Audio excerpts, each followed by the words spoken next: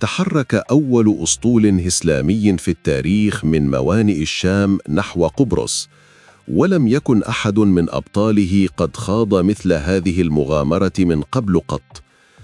البحار الأول الذي رأى الأفق الأزرق بلا شاطئ مرئي شعر بما وصفه المؤرخون بهول البحر،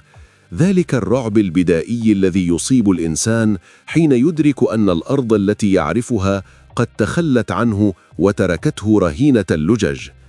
لكن معاوية كان موجوداً، لا كقائد يصدر الأوامر من بعيد،